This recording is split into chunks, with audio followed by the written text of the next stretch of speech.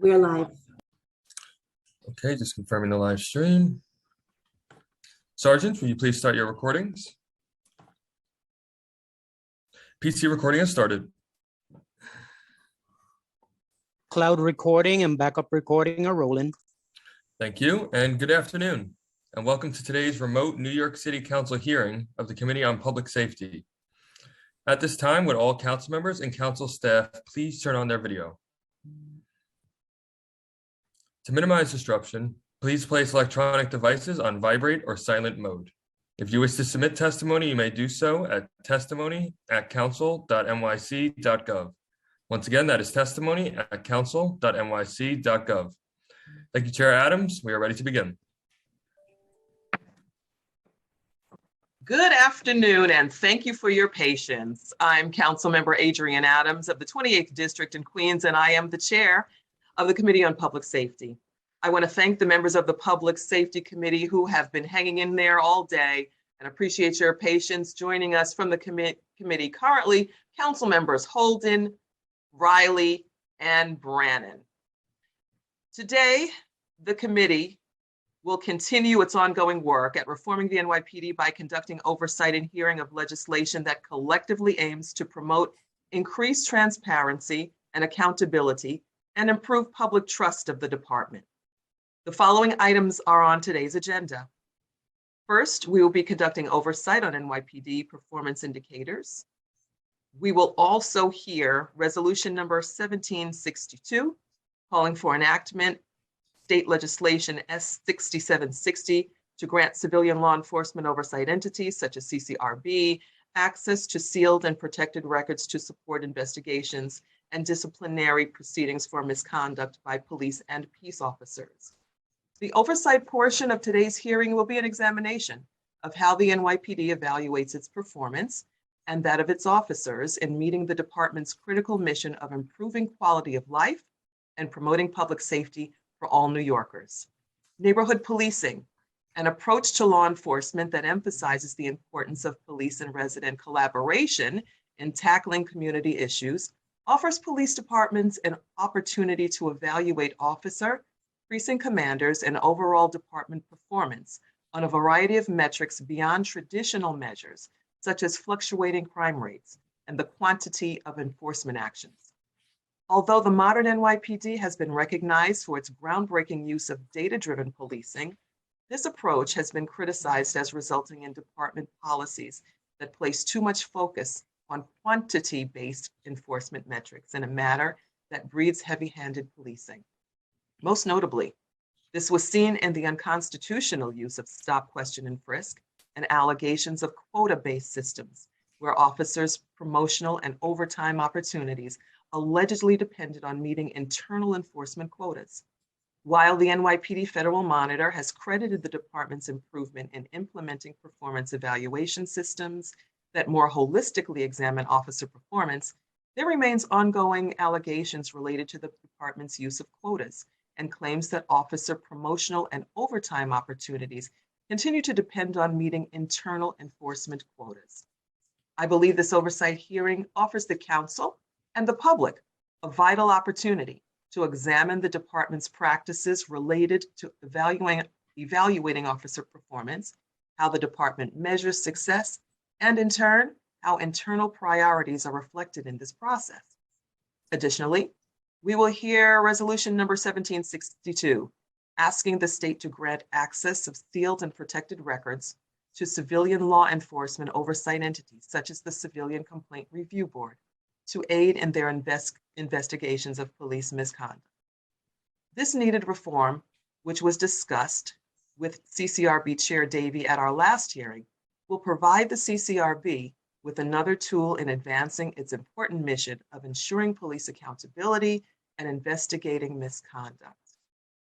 We have also been joined by Councilmember Menchaca. Thank you all. I look forward to the department's testimony. I will now turn it over to our moderator, Committee Counsel Josh Kingsley, to review today's procedural items. Good afternoon, everyone. Thank you for your patience, and thank you, Chair Adams. I'm Josh Kingsley, Counsel to the Public Safety Committee. Before we begin testimony, I want to remind everyone that you will be on mute until you're called on to testify, after which you'll be unmuted by the host. I will be calling on panelists to testify. Please listen to your name to be called.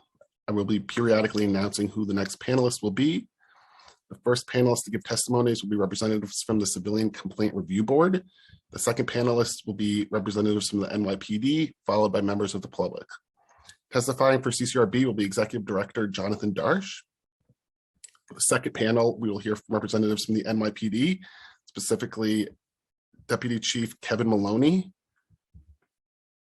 Inspector Stephen Capasso, Captain Ari Mas, and Michael Clark, who's the Director of Legislative Affairs at the Police Department. I will call on you when it's your turn to speak. During the hearing, if council members would like to ask questions of the administration or specific panelists, please use the Zoom raise hand function. I will call on you in order. All hearing participants should submit written testimony to testimony@council.nyc.gov. I will now call on members of the administration to testify. Before I begin, I will administer the oath. Members of the administration, I will call on each of you individually for a response. Please raise your right hand. Do you affirm to tell the truth, the whole truth, and nothing but the truth before these committees and to respond honestly to council member questions? Executive Director Darsch? I do. And we might as well swear the PD panel in as well for now. Deputy Chief Maloney? I do. Inspector Capasso? I do. Captain Mass? I do. And Director Clark? I do. Okay, thank you all. Ccrb, Mr. Darsch, you could begin. Thank you. Chair Adams, members of the Public Safety Committee, thank you for the opportunity to appear before you today. I am Jonathan Darsch, Executive Director of the Civilian Complaint Review Board, and I am here on behalf of our chair, the Reverend Fred Davey. He apologizes for not being here this afternoon, but he had a scheduling conflict. I'm here to testify today in support of Chair Adams' resolution calling upon the New York State Legislature to pass and the governor to sign Senate Bill 6760, legislation to allow access to sealed and protected records to civilian law enforcement oversight entities conducting investigations and disciplinary proceedings for misconduct by police and peace officers. Ccrb access to sealed records is critical to our agency's ability to investigate all allegations of misconduct, particularly as we take on the investigations of racial profiling and bias-based policing. Statutes created to seal arrest records that are often sealed due to police misconduct are used to prevent the Ccrb and other oversight entities from investigating the underlying misconduct that caused the arrest to be sealed. Records are often sealed because they are the result of unconstitutional stops, which lead to arrests, or they are instances where a prosecutor will decline to prosecute a case because the officer did not have a sufficient level of suspicion to warrant a stop. Cases may also be dismissed and sealed if a court finds that the police did not have probable cause to arrest or reasonable suspicion to conduct a search that yielded evidence. Allowing the Ccrb access to records of these cases will mean that the Ccrb will be able to conduct thorough, effective, and timely investigations. Currently, the Ccrb is required to either seek an unsealing order or obtain a release in every case where the NYPD denies a document or BWC request on the ground that the record is sealed. This causes significant delays, often resulting in the Ccrb being unable to fully investigate a complaint or the investigation not being completed within the 18-month statute of limitations. The resolution calling upon the New York State Legislature to pass and the governor to sign 6760 will allow our agency and all civilian oversight agencies in the state to ensure that some of the most vulnerable New Yorkers, all of whom are improperly arrested or summoned, to have their cases looked into by independent agencies. It is imperative that the Ccrb have access to these and all documents that enable us to investigate police misconduct. The Ccrb has made great strides in the last couple of years and continues to push forward changes and policies that make the agency more effective and police accountability fairer and swifter. I believe this resolution and the passing of state law will help us continue to push forward in addressing police misconduct across the state. Thank you. Thank you very much, Executive Director Darsch, again for your patience and for being here testifying before this committee once again. What type of sealed records does CCRB envision obtaining? The most common type of record would be records sealed pursuant to Criminal Procedure Law 170-60 or 170-65, which are in cases where there's been a disposition in favor of defendant and the case has been sealed, or Family Court Act, which governs juvenile cases, which may prevent us from viewing records relevant to our investigations. So once those records are open to the CCRB, you would be able to, can you give more specific examples of how exactly this process in obtaining access to these records exactly benefit CCRB in potential investigations? That's a very good question, Chair Adams. The most typical example would be in a case where a person has filed a complaint with us that they were improperly stopped.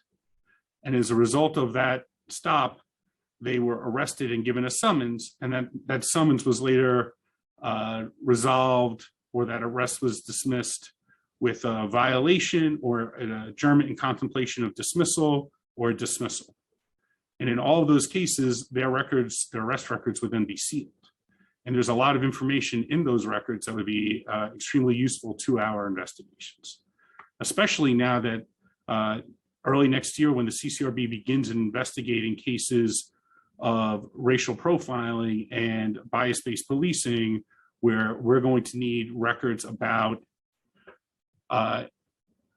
incidents, interactions between police and civilians where we might not have a complainant, because we're looking at conduct by an officer who has been accused of bias-based policing or racial profiling by one civilian, but has interacted with numerous other civilians, and we have no way of knowing who those civilians are to get a waiver from them.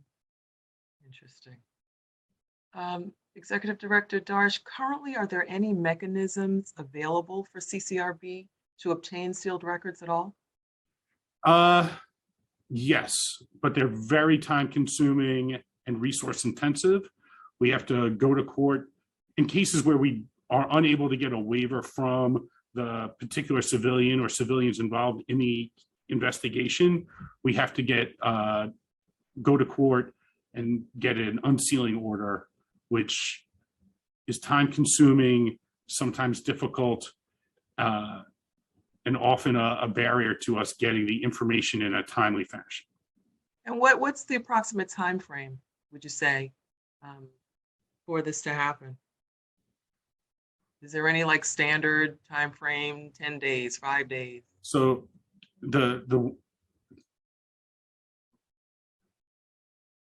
I think it's more measured in months, Madam Chair. Okay, 5 months, 3 months, 6 months. So there's one case active right now that I'm aware of where it's been more than 6 months, but what often happens is, because it is so time consuming, we forego the process. So you just give up, you abandon ship and forget about it because the time that it takes to do this is just too much. We conduct the investigation as well as we can with the information we are able to get. Okay, and usually, what does that look like? And when you know that you're missing information and potential, can potentially change things radically. I mean, what does that look like from your perspective? It's extremely difficult for us to get dispositions on the merits of the investigation when we are unable to access the information. So in cases where we conduct a full investigation, a disposition on the merits means that we are either able to substantiate misconduct, or say that the allegation was unfounded, or say that the allegation should be exonerated, which means that the conduct alleged occurred but was appropriate under the law and the patrol guide. In cases when we are unable to get all the information, we are far more likely to have to either unsubstantiate the case or not conduct a full investigation at all. What would you say would the percentage, let's say, of cases like this that go through CCRB where you are unable to obtain records that would, fortify cases? That's a very good question, Chair Adams, and I'll get an answer to you later. I don't have the percentage broken out by cases where we are unable to get a full investigation. Okay, I'd be curious to know that, particularly in knowing, the barrier on time and the cases that are lost because you all have to give up and kind of abandon the process. Yes, So, ma'am. whenever you get that, that'd be great. Are there any alternative sources for obtaining information contained in sealed records at all? Really, no, ma'am. Sometimes when body worn camera footage is sealed, there's oftentimes other footage available that from other sources, but it rarely matches the quality and the audio in a body worn camera. And then a lot of the information in the paperwork is just information that would only be in that paperwork. So it sounds to me that, you've got a lot kind of prohibiting the process from going forward. That should really be more of a straightforward process without a whole lot of hindrances, keeping CCRB from doing what CCRB is supposed to do. Yes, ma'am. Okay. Thank you. Committee Counsel, do we have, we've been joined by Councilmember Powers. Do we have any questions from my colleagues at this point?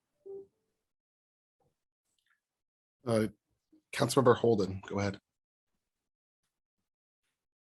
Yes, thank you, Director, for your testimony. I just want to, there's a lot of reasons why and something will be sealed, records would be sealed, right? There's a host of reasons. So I'm a little in the dark about this, about why something is sealed, why. There's a lot of reasons, right? How many reasons are there that records would be sealed?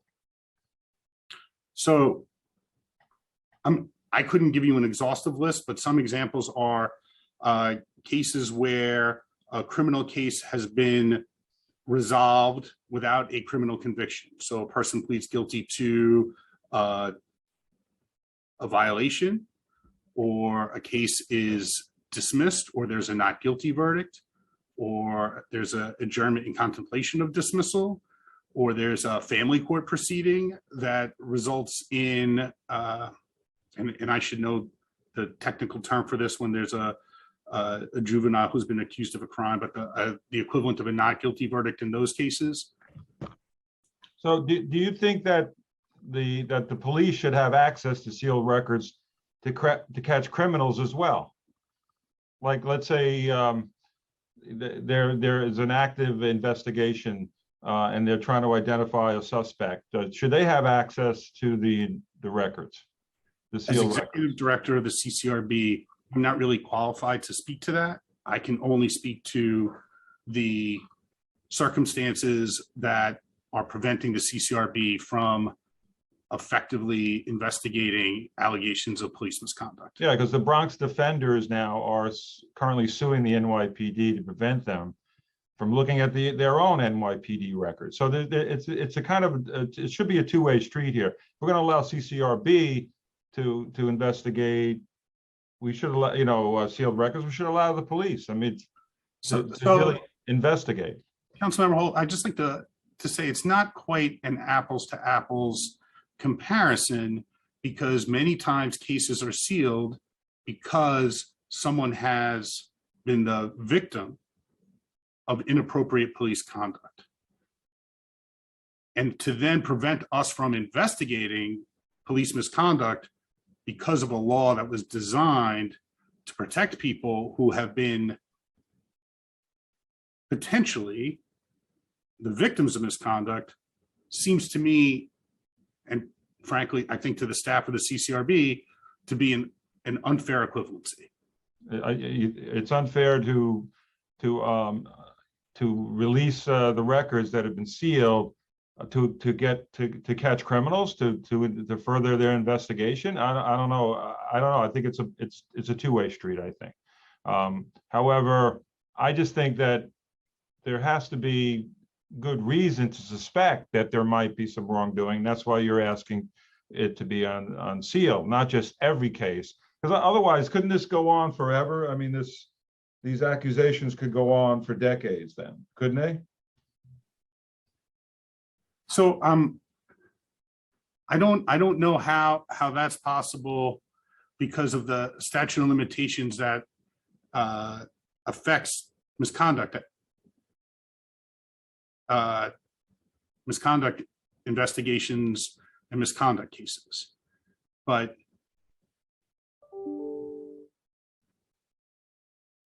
I'm sorry, Councilman, I just don't.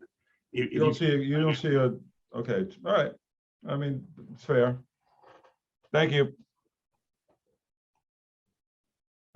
Thank you, Councilman Holden. Chair, there are no other council members with questions at this time. Okay, thank you very much. I don't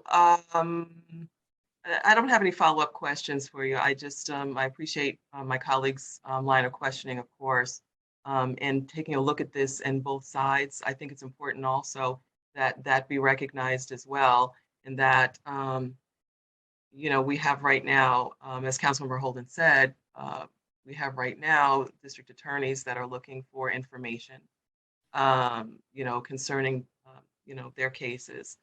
But can you just go a little bit farther into the differences between those examples and what we're talking about with the CCRB and the lack of access?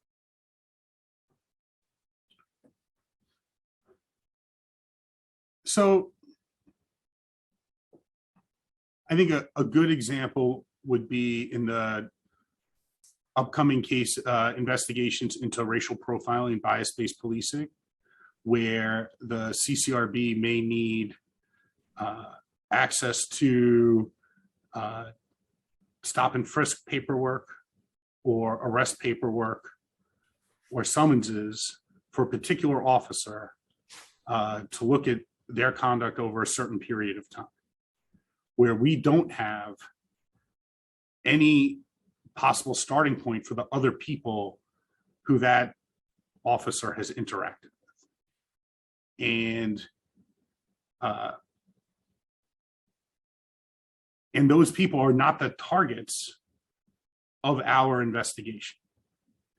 And so the purpose of the sealing statute, which I think was to, and I'm not an expert on this, Madam Chair, but I'm pretty sure it was to protect the rights of people who have been accused of criminal conduct, but not convicted of criminal conduct, to protect them from having the fact that they were accused of misconduct used against them.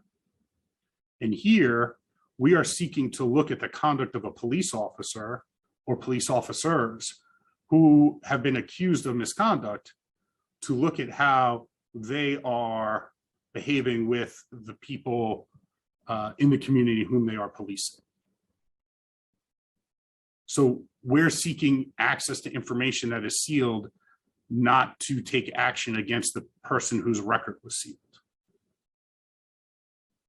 Okay, thank you for that. And I was under the presumption as well, I guess you can't answer this, that the DAs can get the records if they want them.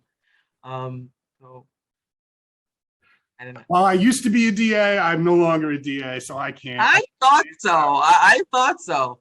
So I wanted to like tap that a little bit, but thank you very much, Director Darsch. It's always a pleasure to see you. Thank you for your testimony here today. Committee Counsel, are there any further questions from my colleagues at this point? There are not. Okay, thank you. Thank you very much, Director Darsch. Have a nice day, man. Nice day.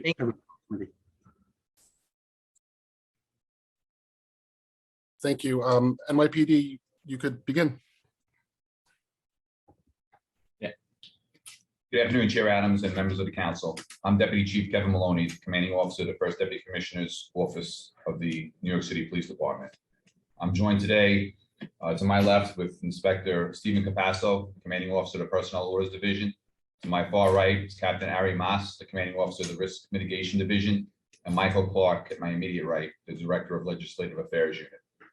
On behalf of Police Commissioner Dermot Shea, I want to thank the council for the opportunity to discuss the extraordinary lengths the department has gone through to properly evaluate the effectiveness of our officers and our procedures to promote the right people to the right positions at every level.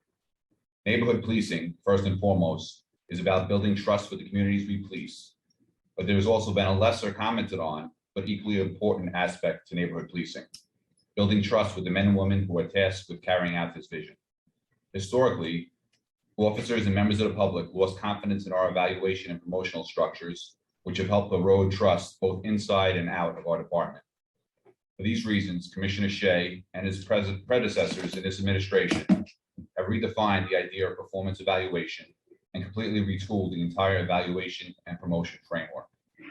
The NYPD aims to recruit, retain, and promote the best by incentivizing quality policing and designing a comprehensive framework under which we assess how uniform officers do their jobs. We consistently message that we are not interested in quantity of our work, but rather quality. We have created a transparent structure which gives our officers clear guidance on what is expected of them in order to excel in their jobs and the goals that need to be met in order to be considered for promotions. The current model of performance evaluation provides 12 specific focus areas. Members of the service are evaluated on a variety of skill sets, including community interactions, recognizing problems, and proper application of law and department procedures. There are 2 mandatory levels of assessment and 2 optional levels. First, data concerning command conditions and officer performance is compiled on an ongoing basis, and this information is used in the preparation of monthly officer profile reports. The purpose of the monthly assessments is for supervisors to monitor an officer's performance and to give short-term guidance and feedback in between rating periods as needed. One vital aspect of this sort of direct assessment is the first in the nation body camera audit protocols. Sergeants are required to review a random sampling of body cam footage from each platoon on a rolling basis to evaluate the officers on a variety of factors, including whether they were professional and courteous, whether the officer conducted a stop in a constitutional manner, and also the officer's tactics. This is in addition to the audits conducted department-wide by the Risk Management Bureau and other executives. Second, each supervisor in the patrol, housing, and transit bureaus must complete a quarterly evaluation of each of their subordinates, with the 4th quarter evaluation also acting as their annual evaluation. The 2 non-mandatory assessments are officer's self-report form and supervisor's feedback form. Officers are encouraged to use the self-report form to report positive and noteworthy achievements. These could be substantial community engagements, referring citizens to services beyond those required when dealing with certain crime victims, and other notable acts of problem solving, crime detection, and crime prevention. Supervisor feedback forms are used by supervisors to provide real-time feedback and to document instances demonstrating either extraordinary accomplishment or need for improvement. I'll turn my focus now to how the department determines promotions and transfers. Promotions to sergeant, lieutenant, and captain ranks are non-discretionary and go through the civil service testing process. By and large, the top scorers on each exam are promoted into that rank to fill vacancies as needed. Detectives follow a different track. Officers may apply to open positions in the Detective Bureau. Once there, after demonstrating competent work for approximately 18 months, passing performance evaluations at both the 8 and 15-month marks, they will be promoted to detective. Discretionary promotions to deputy inspector, inspector, and deputy chief are also conducted differently. Members must apply for promotion in these ranks, and after going through a vigorous review and interview process, a candidate may be recommended for promotion to the police commissioner. In an effort to increase the diversity in our senior ranks, we ensure that individuals who are members of the underrepresented communities are chosen to be part of the interview process. Additionally, an important new aspect of how the department appoints precinct commanding officers is the Precinct Commander Officer Assignments Program. This program gives a voice to communities in the selection of precinct commanders by requiring candidates to sit down for interviews with community members and leaders who then recommend the candidate to appointment to the police commissioner. After a successful pilot this year, the program has been expanded to each precinct citywide and will soon be expanded to housing police service areas. Thank you so much for the opportunity to speak to you about the important work we are doing to strengthen the quality of our workforce. And we look forward to answering any questions that you may have. Thank you very, very much, Deputy Chief Maloney, for being here, and your team for your patience, for sticking it out with us today to join us for this important hearing. Thank you. So I just want to say I am an extreme proponent of neighborhood policing. The NCO program has been outstanding in my precincts. And the only glitch that we saw, we did see a glitch even pre-pandemic which was noticeably, noticeably affected my constituents who appreciated the NCOs and their participation. And at one point, when the program first kicked off in one of my precincts, NCOs actually came to my door with flyers. They didn't know me from a can of paint, and they came to my door with flyers, and I introduced myself, and they seemed pretty shocked that I represented the city council, and that I actually appreciated them going door to door, inviting residents, my neighbors, to the meetings, and for letting them know who they were, what their mission was, and for promoting that goodwill in the community. So I can't tell you how much the program has been appreciated.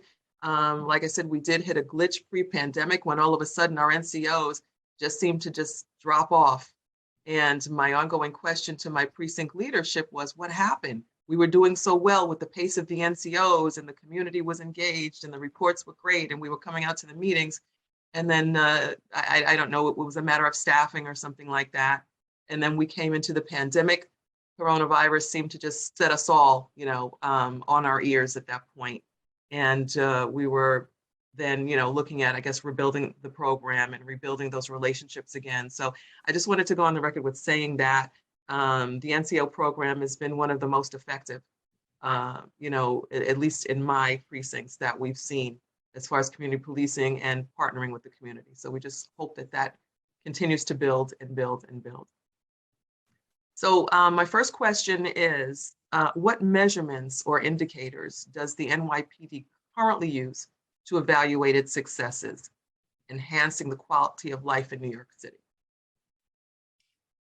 Yeah, so I think there's a lot of things we can look at when we're talking about how we're successful enhancing the quality of life. We've done a lot of work on building out community surveys. So, part of it is we're asking people what you think. We have our Build a Block meetings and our precinct council meetings, and I hear you about the NCO program. Obviously, that's something that we, all the NYPD, have been very proud of. And COVID, I know it happened pre-COVID, but COVID really made some of this a lot more difficult to have these meetings. But we're always evaluating data. We're evaluating crime numbers. We're evaluating 311 calls for quality of life issues. Trying to see if there's ways we can solve these issues. And I think there's been an increasing focus on collaborative working with our partner agencies and working with members of the community. We've had our precinct solution, I forget the exact name of it, but we're working with members of the community to find problems that they're having and bring in non-government organizations, bring in community members, bring in other agencies to sort of tackle the problem. So there's a lot of factors that we're looking at. And at the end of the day, the goal is to really correct the problem and help New Yorkers have a better quality of life. Do you engage the public when it comes to evaluating officers? How often is the public engaged? And what does that feedback look like? Are there surveys? What's the response been?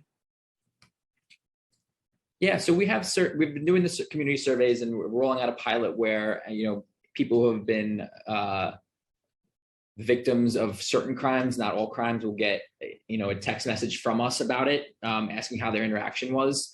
If an officer is singled out as having done an exemplary job or being deficient in some way, we can create what's called a craft report and put that in the officer's file.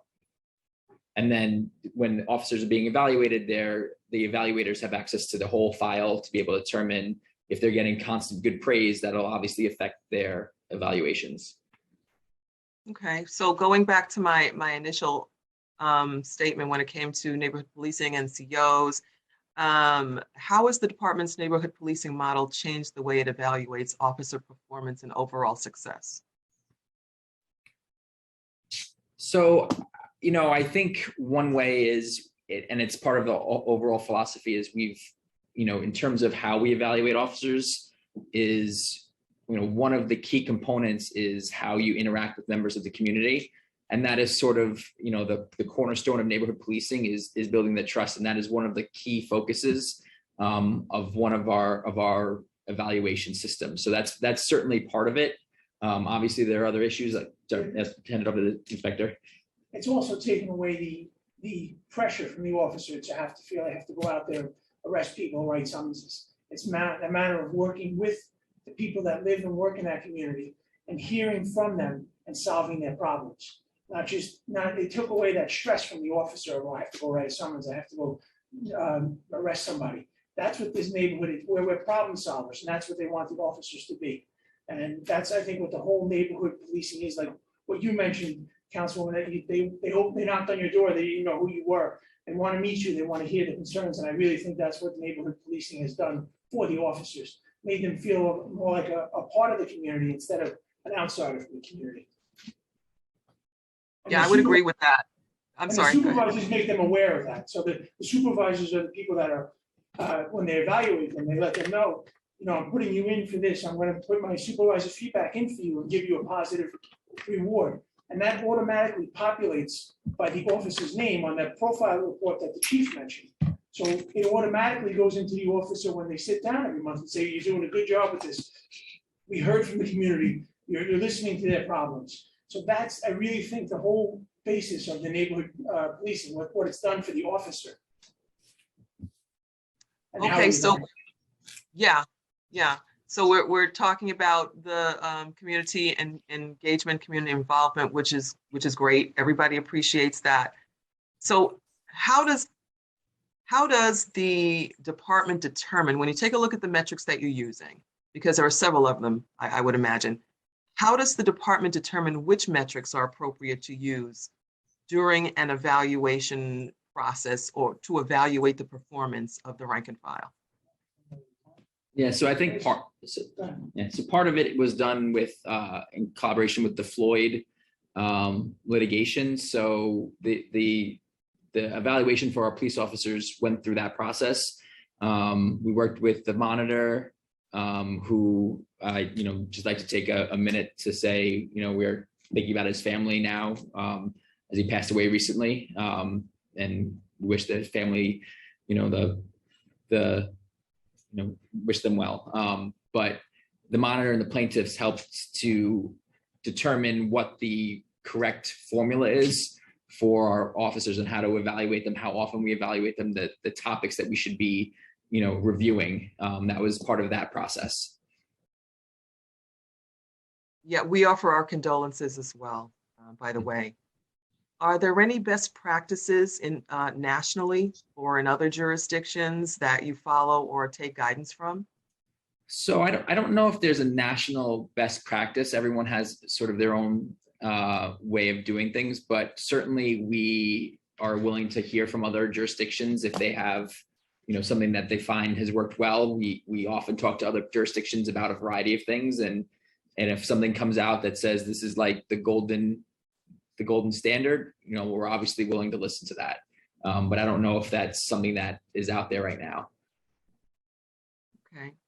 So some of you know or may not know that I'm former chairperson of Community Board 12, elected in this seat in my third term as chairperson of Board 12, the second largest community board in the borough of Queens. And during my time as chairperson of that community board, we heard a lot of stories, complaints, conversation around the issue of quotas and the quota system.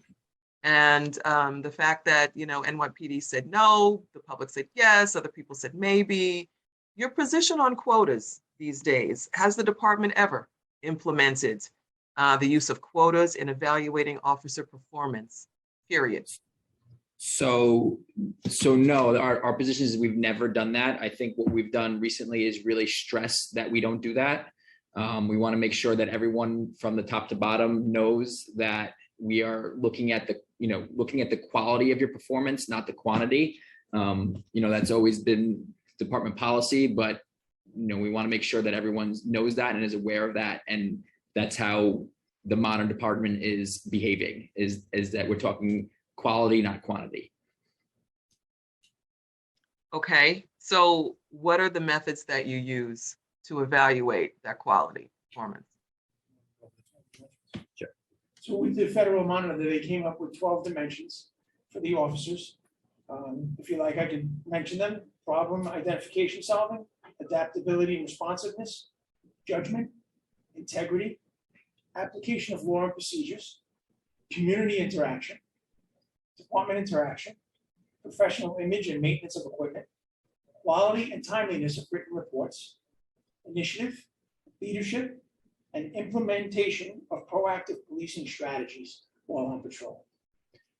And so some of these things are, as the chief mentioned, where all our supervisors have to do some monthly checks on body worn camera video. So in addition to seeing them in the field when they're with them, when they're not with them, they'll see some body worn camera video. Sergeants have to review all stop reports to determine whether the officer behaved, was acting constitutionally in their stops, right? So these are various factors where we can get in and view the officers' interactions and how they're doing it. But again, it's to make sure that they're doing things properly and well, not that they're just doing them a lot. And also on the monthly report that he said that the supervisor sits down with the officer, does it monthly. So in case a community concern came in and it's in the officer's area of his, where he patrols, he might say, look, you might want to address this. There's a traffic condition that's going on there that maybe be causing some accidents where people are getting hurt.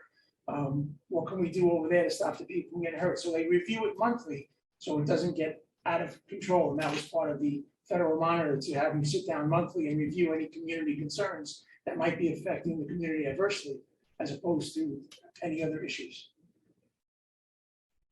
Are there any incentives offered, like overtime or specialized assignments, or promotions even?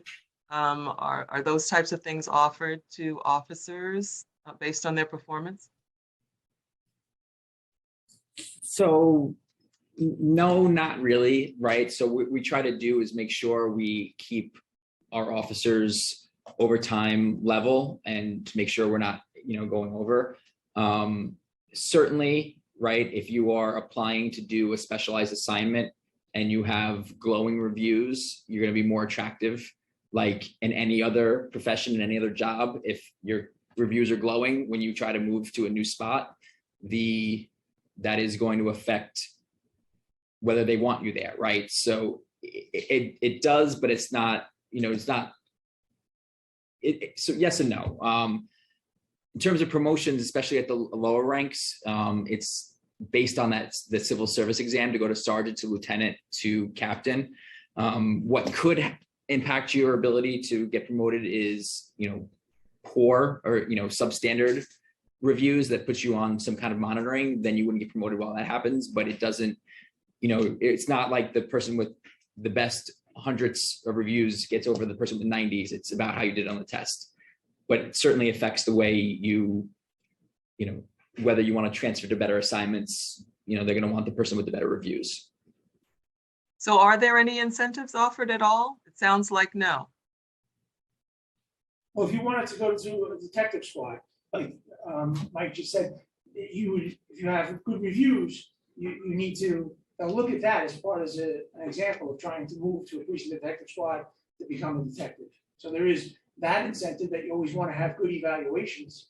If someone in the detective bureau or ESU or K9 or mounted, any of the units will be looking at your performance evaluations. I think what's important to say here is that, the way the department through neighborhood policing has really did a 180 with the way we review our officers. Every officer the old system, the new system, future systems, every officer wants to perform to the best of their ability. That's what we want as an agency, to have officers that are doing what we want to do out there. But we've kind of switched gears, and now we expect officers, instead of writing summonses and making a certain number of arrests, to address problems. So when we can identify officers that are out there addressing problems, interact with the community, accomplishing the mission of the police department, and they get higher performance evaluations than the person that's maybe not as effective as doing that, those people tend to move up further in their career. I think that's a good thing. I think it's something going forward that we're going to stay on track doing. I don't think it equates to somebody that's writing more summonses getting a leg up or getting more overtime than somebody that's not writing summonses or making arrests. It's more of a holistic look at the performance of an officer on the criteria that Steve Capasso had spelled out, how we rate them. Okay, so in taking a look at the other side of that, officers who fail to meet the metrics, certain metrics when it comes to performances, is there discipline involved, or how does that work? Well, I can kick over to Ari. When there's somebody that's rated, below standards and not performing, there's a process in place through the evaluation process, but that officer could be placed on monitoring. If you want to speak, Ari, just a little bit about the monitoring component of. So monitoring is broken into several levels. For the sake of performance, it's going to be level 1 and level 2 monitoring. Poor performance evals will trigger a look at by the performance monitoring unit to place the officer on one of the 2 monitoring levels. And the criteria to get on the levels are a little different. Level 1 having a lower threshold. Level 2, since it's more in-depth monitoring, has a little bit of a higher threshold. So at the level 1 monitoring level, it's something called we refer to it as command level monitoring. So myself, my team will work with the commanding officer to develop a plan of action for that officer to kind of turn him or her around in the process so that we can get them up to standards. And that plan of action can include things from training to change of assignment within the command. Maybe they're not working well with their current partner. Maybe they need some extra supervision. Maybe they'll be with the sergeant for a couple tours. Maybe they need to come down to the borough level and speak to executives there to turn that person around. I'm going to ask one more question. I know my colleague, Councilmember Holden, wants to get in here. I'm just curious to know your thoughts on, the wave of, social media and civilians that use cameras, to record, instances of bad behavior. How has that impacted NYPD? What are your thoughts on that? And I'm thinking particularly of the 2 officers in the subway, I believe it was last month, that didn't have the masks on, and the gentleman kind of exposed that, and they kind of pushed him out of the subway. So what are your thoughts, when civilians, report these instances or document these instances? What are your thoughts on that? Yeah, so I think we've put out guidance to officers that it's the citizens' right to record public officials doing their job. Obviously, I don't want to talk about any specific incidents, and there's investigations ongoing, but we've seen a lot more cameras out, and most of our officers have body cameras too. So a lot of these interactions are getting recorded one way or another. I don't know that that's a bad thing, but we put it out that citizens do have the right to record officers without getting into details of any specific incident. And I think that's a good thing too. I think the department's gone to great lengths to instruct the officers that public recording us is permissible and allowed, that we should not interfere with that. I think that message has been loud and clear. I think the body-worn cameras do help with the officers being used to being recorded. Maybe earlier on there was some apprehension about being recorded. In the world that we live in today, everywhere you go, everything you do in New York City is pretty much being recorded by one entity or another. So I think as we move along in the process, the fact that they're being recorded is acceptable by the officers, and they become used to working under those conditions. Whereas early on, when body-worn cameras weren't a thing and citizens recording police weren't as prevalent as they are today, we had some hiccups in the road as we as we move through those incidents? I think it's impacted transparency and the perception of transparency when it comes to the public very much also, which is something that that we've needed for so long. You know, transparency in the NYPD. I think that it helps at least to foster some more of that trust and that something will happen. There will be penalties for bad behavior. So I think that's impacted it as well. So I'm going to turn it over now to council questions.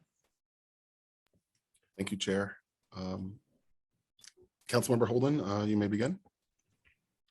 Thank you, Chair, and thank you, Chief, and all the personnel from NYPD. I appreciate the testimony, and I just want to talking about summonses. I don't think we have enough in a certain area, summonses, and I just want to go over a couple of stats that we uncovered under open data. For instance, 131,156 noise complaints in 2020. 246 summonses citywide for noise. Out of those, 131,000.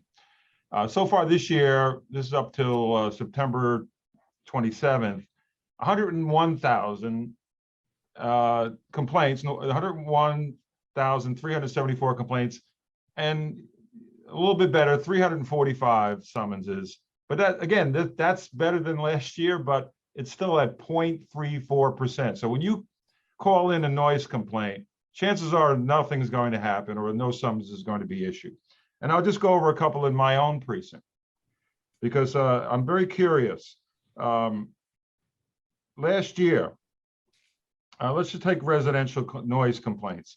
This year, 5,000 residential noise complaints. And guess how many summonses, Chief? 0. So, and I had this experience. There was a night that we're turning back our clocks, and somebody across the street decided that they were going to have an all-night party. And it lasted till 3:30 a.m. until I finally was able to flag down a squad car, which had warned these individuals, turn the music down. At 3:30 a.m., turn the music down. They're saying, close the door. This is an attached house. These are attached houses. Close the door, and then the squad car leaves. No summons is issued. 4 times I had to put in 311 complaints, 4 times no summons, until I flagged down the officer. I said, why didn't you summons this guy? And he said, well, we told him to turn it down, the noise. And of course, when the squad car leaves, they turn it up again. Now, I didn't get to sleep that night. And I could have contacted the precinct myself and got it done, but I wanted to see what my constituents are, experiencing, obviously. And I got a good lesson that it's almost impossible to get a noise complaint to a residential issued. Now, these stats are alarming. We need our sleep. We need, like you talked about quality of life. We don't have quality of life when somebody decides to violate the law and have a party and have people on their porch there all day, all night, looking at the cops come, they turn it down, and then they obviously leave and turn it back up again. This is an issue, and again, the citywide stats over the decade has been the same way. So do you know why that we're not issuing noise complaints, especially to residential? So, I mean, I don't know exactly what's going on with some of this, but I think, going to residential does present some challenges in that we can't go into the house if we're not invited because it's not a crime. I think there is a focus on trying to solve the issue, but it sounds like in this instance, it wasn't solved. And that's, obviously when we leave and someone just turns it back up is a problem. We can go back and, talk to people about how we respond to noise complaints and whether this is working. I know you've had a lot in your district too, not just the residential. So, we can certainly, if it's not working, go back and see what we can do to fix it. Right, because let's say all noise complaints, it's 8,671 this year so far. And the total, this is including vehicle, loud exhaust, residential, commercial, 68 summonses issued. So again, and last year it's 12,000, and the number is even worse. 12,000, over 12,000 noise complaints, and maybe 37 total summonses of all the noise complaints. So quality of life is very important, especially for Queens neighborhoods where we work, and we have to get up in the morning, and we want to maintain our quality of life. And the chair's community is the same as my community. Many of us work, and we have to get our sleep. And I think all human beings have to get some sleep. We can't sleep, we can't function.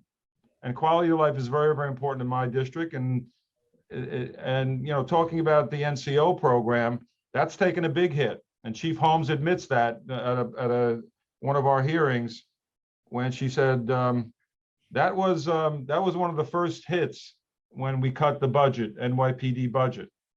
Which, Chair, I had predicted that. I said the NCO program, if we're going to cut the NYPD budget, the NCO program will take the biggest hit. And sure enough, we also eliminated the anti-crime, and many of the duties of the anti-crime were given to, believe it or not, the NCOs, and the chief admitted that. So I have a big staffing problem in my precincts, and for instance, there's 4 units out on a particular night in a very large precinct, 7.5 square miles. I got 4 patrols out, and they're holding 4 or 5 jobs. And the NCOs have, like I mentioned, their work cut out for them, but the pressures now on the NCOs is greater than ever now with these the cuts and the extra duties. And believe it or not, that they give out their phone numbers, and they really can't do a lot of their work because they're answering, these noise complaints. They're trying to deal with the noise complaints, and they really can't address it. So what I'd like is an emphasis, if you could, look into this, the emphasis on these noise complaints, but also how do we really bring back the NCO program to what it should be? Yeah, we can definitely, talk to bring that back, and some NCO program is something we have been proud of. So to the extent it is lowered its level, we would bring it back to try and get it back to where it should be. Okay, on this resolution, how do you feel about the resolution 1762 about unsealing records for the CCRB? Do you have any opinion on that? So, I think we have worked with CCRB to try and help them get more access to sealed records. For instance, we now allow an oral representation from a CCRB investigator that there's going to be a waiver, that the victim is going to waive the access in order to start providing that. So we are trying to work with them to clear any hurdles there are, not, unnecessarily stall cases. I think you mentioned the litigation from the Bronx Defender Services earlier, and I think that's an excellent point. We believe that we should have some ability, and we do have ability to use our internal records, but we'd be willing to work with CCRB and the state to help them get greater access and reaffirm our custodial use of sealed records, and in ongoing investigations, or in not ongoing investigations, but in terms of helping fight crime or work with domestic violence victims and a whole host of reasons. So we'd be willing to work with everyone on those 2 sort of twin objectives. Yeah, it's interesting though, because I think it's a 2-way street, and the director didn't think so. But if you're going to unseal the records for investigating police conduct, then you certainly have to unseal the records for obviously investigations that result, from investigations is shooting victims that obviously are going up, and so there's there are gun violence and homicides and sex crimes. We should be able to unseal records to investigate suspects. So I don't see that, again, it's a 2-way street, but it's interesting. CCRB director said, well, I don't see the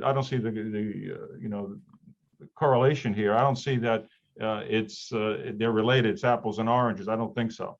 If you unseal the records for one body, you should unseal the records for investigations at least. So thank you, Chair. Sorry I took so much time. Thank you. Thank you, Councilmember Holden.